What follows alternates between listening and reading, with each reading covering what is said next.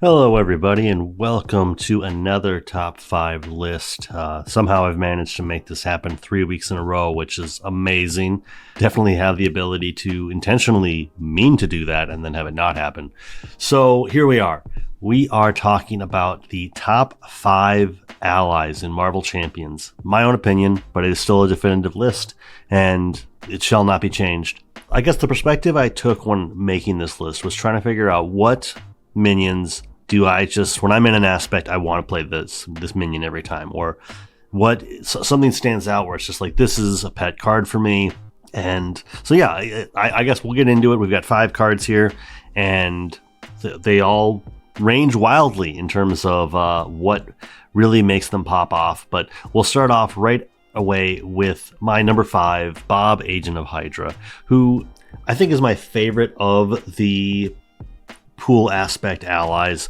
I wish that there was more pool aspect allies, just so that there was a little bit more variety, so that we could have a little bit more to say about them. I like the fact that they don't have consequential damage, but they have some kind of setback on them that makes it so it's like, hey, these aren't going to naturally defeat themselves, so you're going to need to throw them in front of somebody at some point. But at the same time, they generally will have some form of incentive to want to keep them around as long as possible. And Bob, I think, is maybe the most soft of them in terms of his setback. But I do like the fact that he basically represents a Hydra soldier, but in reverse. So you get to deal 2 damage to an enemy, or you get to remove a threat from a scheme. And yeah, he's going to keep the threat going up with the acceleration icon, but if you're kind of playing the right game, that doesn't matter. Obviously, my own personal bias here, because he was the centerpiece of a Deadpool gameplay video I made. But overall, I just like the fact that he is just the inverse of an enemy we play against. Very much in the style of when you unlock Nebula or you unlock Magneto and you finally get to play with the villain as a hero, you get to have an ally that is just the minion. He's not doing a whole lot for you in terms of reason to keep him around. Like, I know Headpool definitely has a reason to want to keep him around. But at the same time, I think the acceleration icon is pretty easy to mitigate. And so he's just a fun ally, and yeah, I enjoy having him around, and he makes me chuckle. Next up, we have the leadership ally, X-23.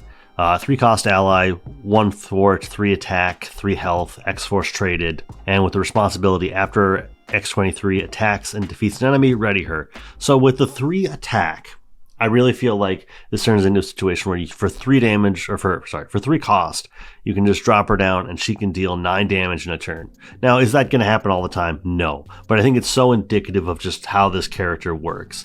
And if you have any way to give her additional health or have some way for her to passively heal, like the synth suit or something like that, what was that called again? Oh yeah, the advanced armor.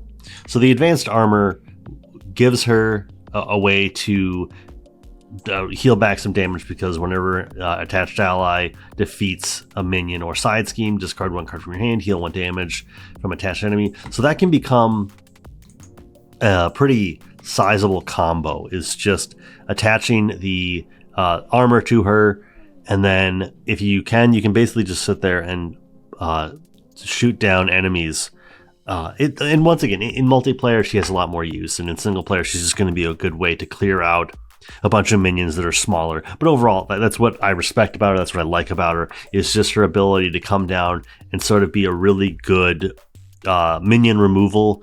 And, if you happen to be able to take out the villains at 3 or less health, and you can ready her back up again, maybe you get to clear off the tough that they have in the next stage. Either way, she has worked so often in ways that it brought her up in the list and made her one of my favorite allies. After that, my number 3 is Karma, a protection ally with 4 cost, 0 thwart, 0 attack, 1 health, psionic X-Men, and the responsibility: after you play Karma from your hand, choose a non-elite minion. While Karma is in play, take control of that minion and treat it as a controlled ally with a blank text box. Its thwart is equal to its printed scheme, and it takes 2 consequential damage after thwarts or attacks.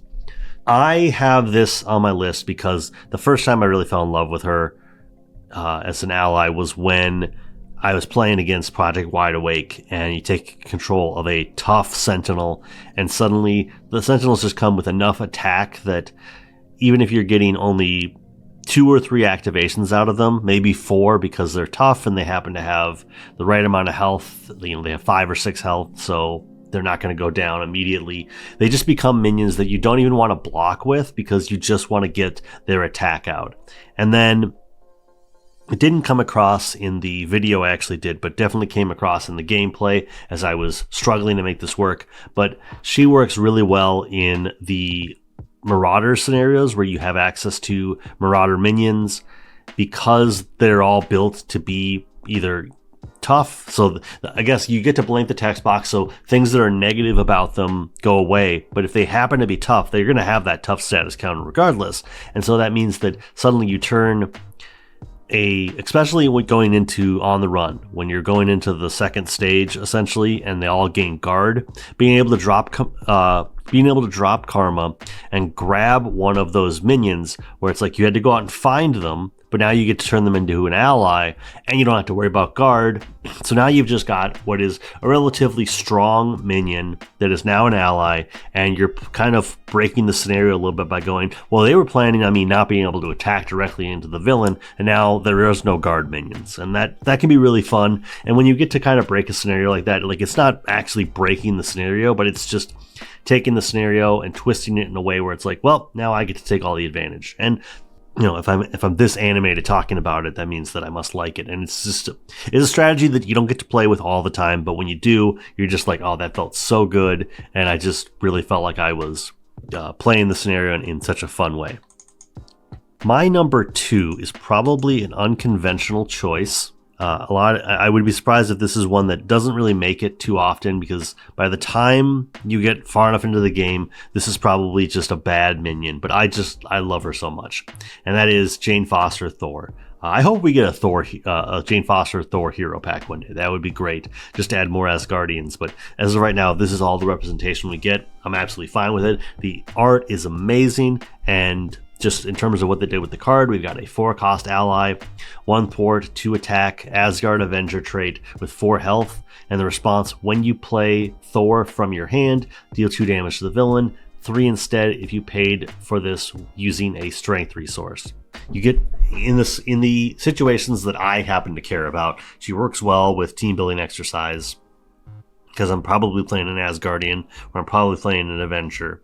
But then and that really brings her down to essentially, 3 cost, but that still leaves enough room for you to be able to fit that physical resource in. And overall, just having that squared off, she costs 4, but she's got 4 health, and she can probably deal 8 damage.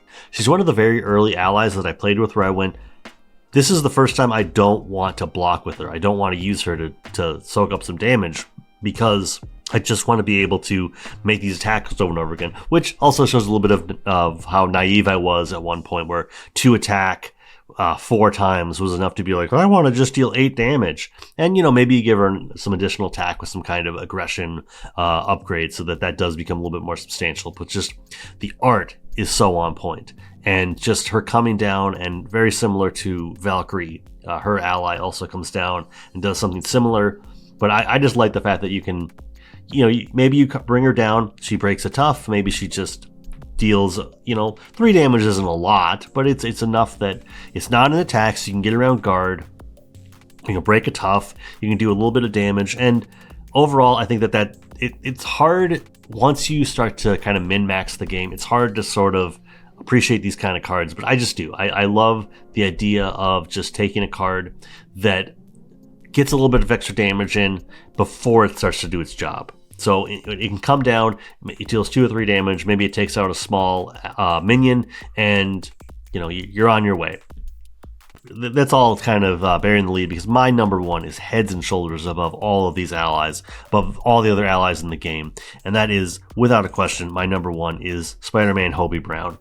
Yeah, he's a 3-cost ally, 2 thwart, 1 attack, 3 health, web warrior traded, play only if you control a web warrior, and an interrupt of when Spider-Man leaves play, discard the top 3 cards of the encounter deck, deal damage to the villain equal to the number of boost icons discarded this way.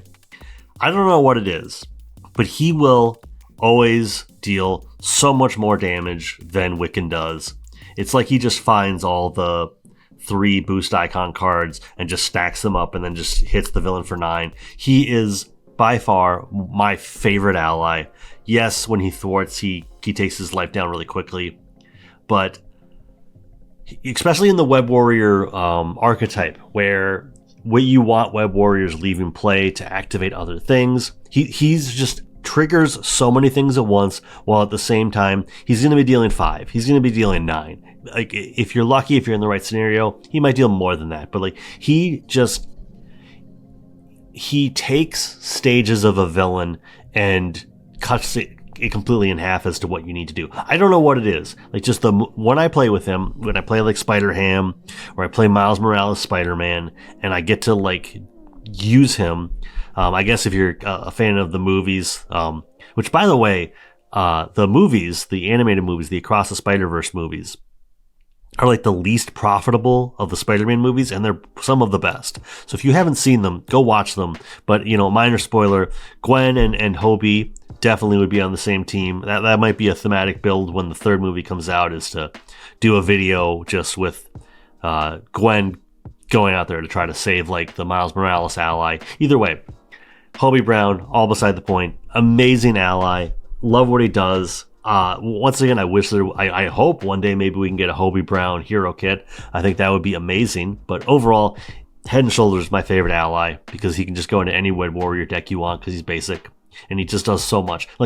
That's the other thing, is that yes, there is a bit of a trait lock here. For a basic ally, he can do so much, like wreak so much havoc on the villain, and it's just great.